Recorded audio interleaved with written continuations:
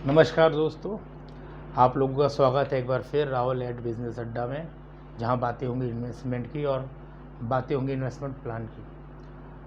First of all पहले तो मैं आप लोगों से क्षमा का प्रार्थी हूं कि काफ़ी दिनों के बाद मैं अगला वीडियो लेके आ रहा हूं। कुछ ऐसे कार्य थे जिनकी वजह से मैं काफ़ी व्यस्त रहा, जिन वजहों से मैं आप लोगों के सामने आने में कुछ देरी देरी लगा दी मैंने। तो दोस्तों, कम शब्दों में अगेन एक बार फिर स्टार्ट करते हैं अपने इन्वेस्टमेंट प्लान की बातें। और जैसा कि मैं आप लोगों से पहले भी कह चुका हूं कि हम यहाँ जो बातें करेंगे वो हटके होंगी। हम वो बेसिक बातें नहीं करेंगे जो आप लोग हर एक वीडियो में करते हैं या हर एक वीडियो में सुनते हैं। हमारी जो बातें होंगी वो ये होंगी कि जिस कंपनी के बारे में आपको बताऊँगा उस पर मैं आपको ये बताऊँगा क्या ये फ्यूचर में इसमें इन्वेस्टमेंट करना चाहिए, क्या मेरा इसमें क्या इन्वेस्टमेंट है और मैंने पास्ट में इसमें क्या प्रॉफिट या लॉस कमाया। ये सब कुछ मैं अपना शेयर करूंगा ताकि आप लोगों को ये पता चले कि मेरा पर्सनल भी इन कंपनियों में क्या इन्वेस्टमेंट है। और जिन कंपनियों के बारे में मैंने आपको अभी तक मेरे सारे वीडियो आप लिंक में देख सकते हैं, उन सभी वीडियो में मैंने जिन भी कंपनी के बारे में आपको बताया उन सब में मेरा इन्वेस्टमेंट है और क्या इन्वेस्टमेंट है, मेरी परचेजिंग रेट क्या है, वो सब भी मैंने अपने वीडियो में आप लोगों से शेयर किया है। उसके अलावा मैं आप लोगों को ये भी बताना चाहता हूँ कि मैं कोई सेबी के द्वारा रजिस्टर्ड एडवाइज़र नहीं हूँ, इसलिए मैं आपको कोई निवेश की सलाह नहीं दे रहा हूँ, मैं आपको केवल निवेश की जानकारियाँ दे रहा हूँ।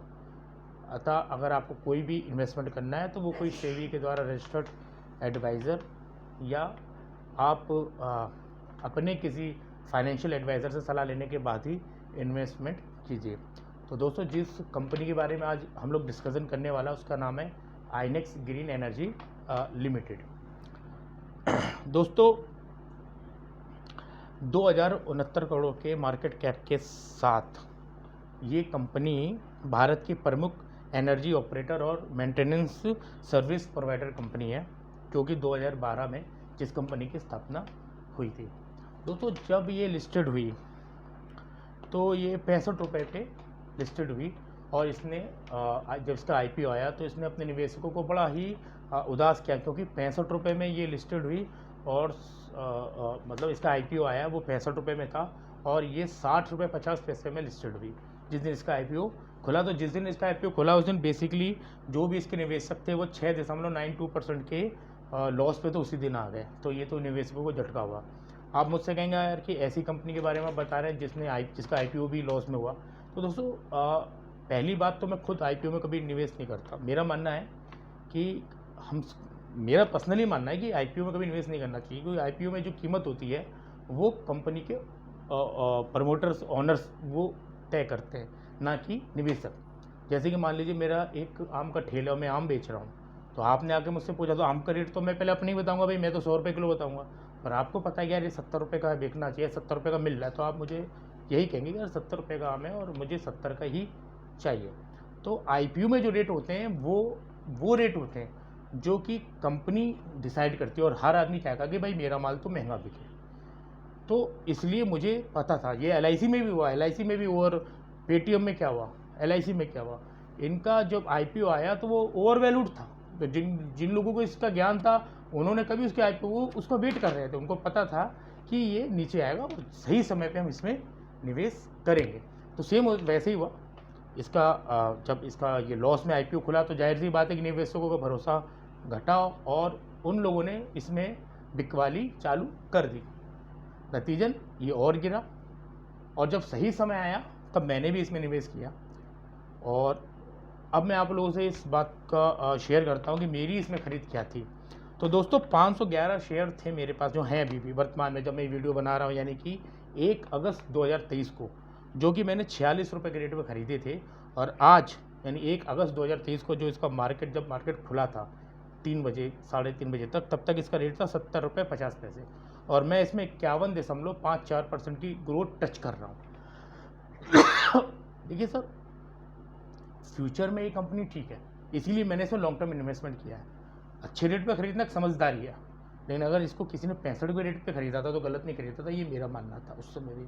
लेकिन ये आपके दूरदर्शिता कि आपको लगता है कि नहीं यार अभी ठीक समय नहीं है, कुछ रुक के माल उठा लेंगे, ठीक समय पे फिर उसे निकाल सकते हैं, या लॉन्ग टर्म लेना है तो आपको वेट करना पड़ेगा। कुछ चीज़ें इसमें और अच्छी हैं जो मैं आपको बताना चाहता हूँ जिस वजह से मैंने इसमें निवेश किया है।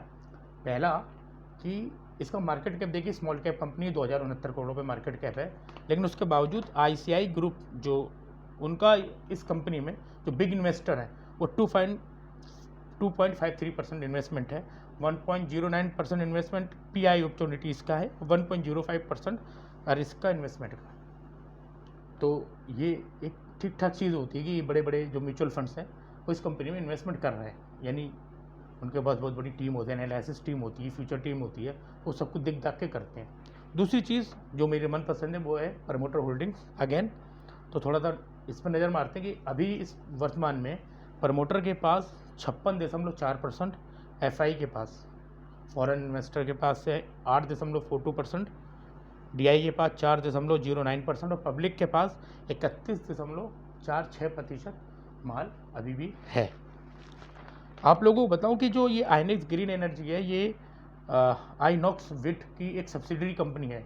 आइनॉक्स विट एक टरबाइन निर्माता कंपनी है, एक अच्छी कंपनियों में इसकी गिनती होती है, और IPO के जरिए उन्होंने 740 करोड़ रुपए को जमा करने का लक्ष्य किया था, जो उन्होंने प्राप्त किया, और जैसा कि उम्मीद थी 100% लिस्टिंग हुई इनकी, मतलब उनका पूरा माल इन्होंने बेचा। उसके बाद जब इनका IPO खुला, निवेशकों को उतना अच्छा रिजल्ट नहीं मिला, लेकिन जिन्होंने धैर्य रखा वो आज भी लॉस में नहीं थे, और जो धैर्य रखेंगे और जिन्होंने सही रेट पे ख़रीदा वो भविष्य में इसका लाभ उठाएंगे।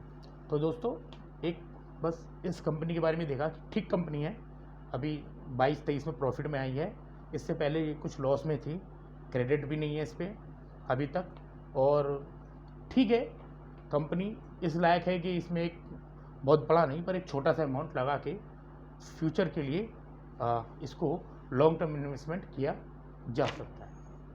तो बस दोस्तों, इसी के साथ इस वीडियो को यहाँ पे समाप्त किया जाता है, और फिर मिलेंगे आपको एक नए वीडियो में एक नई कंपनी के साथ, जहाँ मैं आप लोगों से फिर शेयर करूँगा कि उस कंपनी में मेरा कितना इन्वेस्टमेंट है, मैं कितने प्रॉफिट में हूँ। तो दोस्तों, अगर आप लोगों को ये वीडियो पसंद आया हो तो आप लोग लाइक कीजिए, सब्सक्राइब कीजिए, और बेल आइकन को आप लोग ऑन कीजिए, ताकि जो मेरे नए वीडियो आप लोगों पे पहुंच पाएँ। और अगर कुछ आप लोगों को सुझाव हो तो उसको इनबॉक्स में मैसेज करिए, ताकि मैं उन चीज़ों को सुधार कर सकूं। अगर आप कुछ पूछना चाहते हैं तो उसका भी वेलकम है, आप उसको भी आप लोग इनबॉक्स में मुझसे पूछिए, मैं उसके बारे में भी आप लोगों को जितना अच्छा हो सकेगा उतनी अच्छी नॉलेज देने की कोशिश करूँगा। तो बस दोस्तों, इसी के साथ अपना ख्याल रखिए, संभल के इन्वेस्टमेंट कीजिए, और इन्वेस्टमेंट फ्यूचर की एक बहुत बढ़िया प्लानिंग है, तो उसे करिए, कहीं भी करिए, किसी भी रूप में करिए, इन्वेस्टमेंट करिए, एक हिस्सा अपनी इनकम का इन्वेस्टमेंट के लिए रखिए, फ्यूचर के लिए रखिए। कुछ सालों के बाद आपको इसकी अहमियत पता चलेगी, जैसा हम लोगों को पता चल रही है। तो इसी के साथ दोस्तों, फिर मिलेंगे एक नए वीडियो के साथ। शुभ रात्रि, अपना ख्याल रखिए, अपने स्वास्थ्य का ख्याल रखिए। थैंक यू दोस्तों।